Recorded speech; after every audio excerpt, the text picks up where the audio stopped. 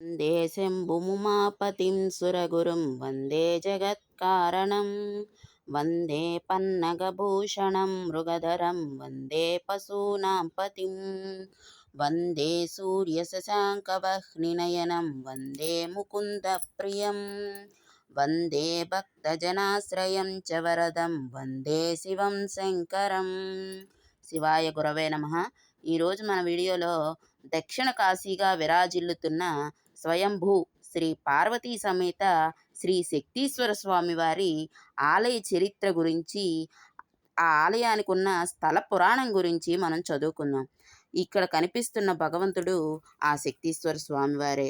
ఈయన దీర్ఘకాలిక వ్యాధులను నివారించే పుణ్యస్థలంట. ఈ పుణ్యస్థలం మనకి భీమవరం మండలం దగ్గర యనమదురులో ఉంది. దీని స్థల పురాణం చదువుకుందాం, వినండి. సమవర్తిని అంటే యమధర్మరాజుని భక్తితో తలుచుకునే జీవులు బహు అరుదుగా కనిపిస్తాయి. ఈ సకల జీవరాశిలో పాములు, శునకాలు మాత్రమే ధర్మరాజు రాకపోకలను కనిపెట్టగలివిగా పేరు పొందాయి. యమధర్మరాజుకు శక్తీశ్వర స్వామిగా పిలువబడుతూ పూజలందుకుంటున్న శివునికి ఏంటి సంబంధం? శివుడు సాక్షాత్ ఆ రుద్ర రూపమేనని, రుద్రునికే కాలుడని, హరించేవాడని నామాలున్నాయి. కాబట్టి ఇక్కడ సంహారం తర్వాతనే జీవుల ఆత్మ సమవర్తి వెంట నడిచి తాను చేసిన కర్మానుసారంగా శిక్షలను అనుభవిస్తూ ఉంటుంది. 199 మంది ఈ సమవర్తి పేరు వింటేనే హడలిపోతుంటారు. అయితే ఇటువంటి న్యాయమూర్తికి ఒకనాడు తాను చేసే విధి కొంచెం అసహ్యం కలిగిందిట. అప్పుడు ఆయన శివుని గురించి తపస్సు ఆచరించగా హరుడు సాక్షాత్కరించి ఒకానొక రాక్షసుని వధానంతరం అతడు చేతనే ఆంధ్రదేశంలోని యనమదుర్రు గ్రామంలో ప్రతిష్ఠింపబడడం, తద్వారా యముడంటే ప్రాణాలు తీసేవాడు కాదు, దీర్ఘకాలిక రోగాలను సైతం నయం చేయగలడనే మంచి పేరు తెచ్చుకోవడమే కాక మనుష్యులందరి చేత స్మరింపబడతాడని వరం ఇచ్చాడు. ఆ వర ప్రభావంగా వెలసిన యనమదుర్రు శీర్షాసన శివభంగిమ క్షేత్రమే ఇప్పుడు మనం తెలుసుకోబోయే శక్తీశ్వర స్వామివారి ఆలయం. పశ్చిమ గోదావరి జిల్లా భీమవరం పట్టణానికి సుమారు 5 కిలోమీటర్ల దూరంలోని యనమదుర్రు అనే గ్రామం ఉన్నట్లుండి వార్తల్లోకి ఎక్కింది. ఇక్కడ సుమారు త్రేతాయుగం నాటిదిగా చెప్పబడుతున్న ఒక ఆలయం 1000 ఏళ్ల కిందట తవ్వకాల్లో బయటపడింది. ఈ తవ్వకాల్లో శివుని రూపమైన శక్తీశ్వరుడు 3 నెలల పసికందు అయిన కుమారస్వామిని గుడిలో పెట్టుకుని లాలిస్తున్న పార్వతీమాత విగ్రహాలు ఏకపీఠంపై బయటపడ్డాయి. అంటే స్వామి తన కుటుంబంతో సహా ఒకే పీఠంపై బయటపడ్డాడు. శివునికి గల సహస్రనామాల్లో ఈ శక్తీశ్వర నామధేయం ఒకటి కావడం విశేషం. పార్వతీమాతలో శక్తీశ్వరునిగా పిలువబడుతున్నాడు. సృష్టి సామరస్యానికి శివశక్తులు అవసరం అనే సిద్ధాంతాన్ని ఇక్కడ వెలసిన శక్తీశ్వరుడు నిరూపిస్తున్నాడు. సాధారణంగా ఎక్కడ శివాలయ అవశేషాలు బయటపడినా అక్కడ శివుడు లింగ రూపంలోనే సాక్షాత్కరిస్తూ ఉంటాడు. కానీ యనమదుర్రులో ఉన్న శక్తీశ్వరాలయంలో మాత్రం పూర్తి సాకారుడై దర్శనం ఇస్తాడు. యనమదుర్రు గ్రామం యొక్క పురాణ నామం యమునాపురం. ఈ స్థలంలో శంబరుని అనే రాక్షసుడు మునుల తపోదీక్షలను భంగం చేస్తుండడంతో వారు సమవర్తి వద్దకు వెళ్ళి అతన్ని సంహరించమని ప్రార్థించారు. అయితే పలుసార్లు సమవర్తి శంబరుని చేతిలో అపజయం పాలయి అవమాన భారంతో ఇక్కడే ఆయన ఘోర తపం చేశాడు. కానీ యోగనిష్టతో ఉన్న శివుడు సమవర్తి తపస్సు గుర్తించక దీక్షలో ఉండిపోయాడు. కానీ పార్వతీమాత మాత్రం యముని తపస్సు మెచ్చి తనలోని శక్తి అంశను యమునికిచ్చి శంబరుని వధించేటట్లుగా చేస్తుంది.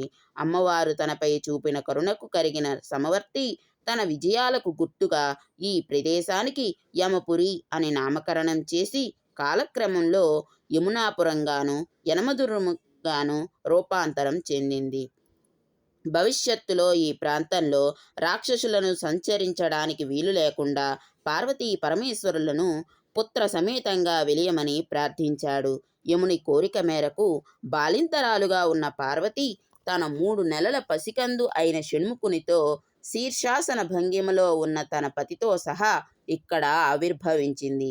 ఇక పురాణపరంగా సాక్ష్యాధారాలు కావాలంటే నేడు పశ్చిమ గోదావరి జిల్లాలోని నరసాపురం తాలూకాలోని బంగాళాఖాతానికి చేరువగా ఉన్న శంబరీవి అనే ద్వీపం శంబరుని ఉనికి నిజమేనని చాటుతుంది.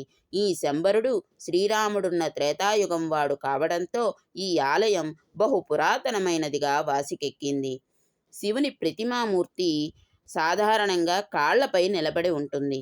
కానీ ఇక్కడ శివుడు శీర్షాసన భంగిమలో తలక్రిందులుగా తపస్సు ఆచరిస్తున్న భంగిమలో ఉంటాడు. జోటం భూమిని తగులుతూ ఉంటుంది. ఆ పైన ముఖం, పైన కంఠం, పైన ఉదరం, ఆ పైన కటిభాగం, మోకాళ్ల చీలమండలు, ఆఖరుగా ఆకాశం వైపు చూస్తున్న పాదాలు కనిపిస్తాయి. అయ్యవారివి యోగనిష్టకు భంగం వాటిల్లకుండా అమ్మ తన శక్తితో ఆయన్ని, కుమారస్వామిని యనమదుర్రు గ్రామంలో ప్రతిష్ఠింపజేసిందని స్థల పురాణం చెబుతున్నది. బాలింతగా తాను కదలకూడదన్న నియమాన్ని ఉల్లంఘించి భక్తుల రక్షణే ధ్యేయంగా అమ్మవారు తన ఒడిలో 3 నెలల పసిబాలుడైన శరవణునితో సహా ఇక్కడ వెలవడం భక్తుల అదృష్టంగా చెప్పుకోవాలి. అమ్మను అమ్మగా చూసే భాగ్యం ఈ క్షేత్రంలో మాత్రమే మనకు లభ్యం.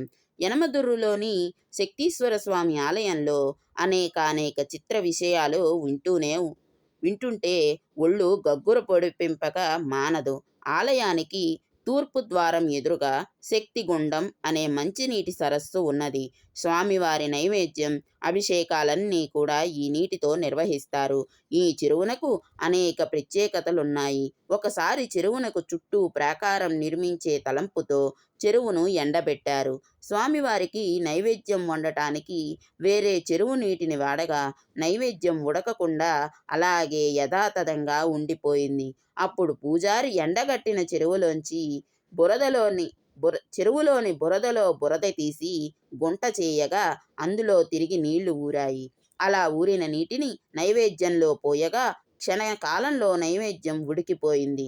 అప్పట్నుంచి స్వామివారికి నైవేద్యం, అభిషేకాలకు ఈ చెరువు నీటిని తప్ప వేరే నీటిని వాడరు. ఈ శక్తి కుండంలో నీరు సాధారణమైన నీరు కాదు. కాశీలోని గంగానదిలోని ఒక పాయ అంతర్వాహినిగా ఇక్కడ ప్రవహిస్తున్నది. జియాలజిస్టుల బృందం చెప్పడంతో ఈ సరస్సు గంగతో సమానమైనదన్న ప్రసిద్ధిగాంచినది. అంతేకాదు ఇది దక్షిణ కాశీ అన్న ప్రసిద్ధతను తెచ్చుకుంది. ఇక్కడ క్షేత్ర పావనుడు శ్రీ కుమారస్వామి అంటే సర్వం అన్నమాటే. ఆలయ తూర్పు ద్వారానికి ఎడమవైపుగా మూతి, ఎడమ మందిరకాలు తీసివేయబడి ఉన్న నందీశ్వరునికి ఒక విలక్షణమైన చరిత్ర ఉంది. ఆంగ్లేయులు రాకమునుపు తురుష్కులు ఈ ప్రాంతాన్ని ఆక్రమించే సమయంలో ఈ దేవాలయాన్ని ముట్టడించారట. ఈ సమయంలో తురుష్కుల ప్రభువు తన కత్తి పదును చూసుకోవడానికి అక్కడున్న నంది రాతి విగ్రహం మూతిని, ఎడమ కాలును నరికివేయగా అందులో నుండి రత్నాల రాసులు బయటపడ్డాయట. ఇక ఒక నంది విగ్రహంలోనే ఇంత సంపద ఉంటే అసలు మూల విరాటైన పశుపతి విగ్రహంలో మరెన్ని నిధులున్నాయోనని విగ్రహాన్ని సమీపించగా ఆలయ పైకప్పు అతడిపై కూలి మరణించాడని ఆలయ చరిత్ర పేర్కొంటోంది. యమునిచే నిర్మితమైన ఈ ఆలయం తురుష్కుల ముట్టడుల కారణంగా ఒకసారి కూలిపోవడంతో తిరిగి పునర్నిర్మించారు. మహాకవి కాళిదాసు రచించిన కుమార సంభవంలో యమునా పురవాసి అయిన శక్తీశ్వరుని ప్రశస్తులు కనిపిస్తున్నాయి. ఈ కవి సుమారుగా 68 శ్లోకాల స్తుతిమాలతో శక్తీశ్వరుని కీర్తించి ధన్యుడైనారు. భోజరాజు ఈ ప్రాంతాన్ని సందర్శించి పూజలు చేసినట్లుగా కుమార సంభవంలోని 115వ అధ్యాయం 13వ సర్గంలో స్పష్టంగా వ్రాసి ఉంది. మహాకవి కాళిదాసు పలుమార్లు ఇక్కడకు వచ్చి శక్తి ఆరాధన చేసినట్లు కూడా ఆ గ్రంథం స్పష్టం చేస్తున్నది. శంబరుని వధ అనంతరం అమ్మవారు శక్తి కుండంలోని నీటితో స్నానం చేసిన వారికి అపమృత్యుభయం, మృత్యుభయం ఉండవని, అకాల వ్యాధులు రావని, దీర్ఘకాలంగా పీడిస్తున్న రోగాలు శక్తి కుండంలోని నీటిని మంచినీటిలో కలిపి తీసుకోవడం వలన ఆర్థిక రుణ బాధలు ఉండవని, అష్టైశ్వర్యాలు సిద్ధిస్తాయని యమునికి వరం ఇచ్చింది. ఆ వరమే నేటికిని భక్తుల పాలిట దివ్య ఔషధంగా పనిచేస్తున్నదని భక్తులు చెప్పుకుంటూ ఉంటారు. 1909 సంవత్సరంలో ఒక కాశీ పండితుడు శ్రీనాథుడు వ్రాసిన కాశీఖండం కావ్యాన్ని తీసుకువచ్చి ఇక్కడి వారికి అందులో వ్రాసియున్న శ్రీ శక్తీశ్వర స్వామి గురించి చదివి వినిపించారు. పంచారామ క్షేత్రాల కన్నా ఈ ఆలయం అతి పురాతనమైనదని ఆర్కియాలజిస్టులు చెప్పడాన్ని బట్టి చూస్తే ఈ శక్తీశ్వరుని ఆలయం యొక్క ఘనత మనకు విసిదం అవుతుంది. ఇక్కడ శివునికి సంబంధించిన అన్ని పర్వదినాల్లో ఉత్సవాలను ఘనంగా నిర్వహిస్తారు. శక్తి కుండంలో బయటపడిన షణ్ముఖుని సర్పాకృతికి సుబ్రహ్మణ్య షష్ఠి నాడు విశేష పూజలు జరుగుతాయి. ఆర్థిక రుణ బాధలో, దీర్ఘకాలిక రుగ్మతులతో బాధపడేవారు మల్టీ స్పెషాలిటీ ఆసుపత్రులను నమ్ముకోవడం కంటే ఒకసారి యనమదుర్రులోని శక్తీశ్వరుని సందర్శించి అభిషేక పూజాధికాలు నిర్వహించి శక్తికుండ స్నానం ఆచరించినట్లయితే కోరిన కోర్కెలు నెరవేరుతున్నాయని చెప్పడంలో ఎటువంటి అతిశయోక్తి లేదు. శివలీలలు అనంతం, అమోఘం అని చెప్పడానికి యనమదుర్రులోని శ్రీ శక్తీశ్వర స్వామి ఆలయమే ఒక సజీవ తార్కాణం. నవగ్రహ మండపము, నాగదోష నివారణకు రాహుకేతు, శ్రీ ఆంజనేయ స్వామి, శ్రీ అయ్యప్ప స్వామి, శ్రీ వల్లి దేవసేన సమేత శ్రీ సుబ్రహ్మణ్యేశ్వర స్వామి వార్లను దర్శించి తరించండి. జై శ్రీరామ్. స్వస్తి.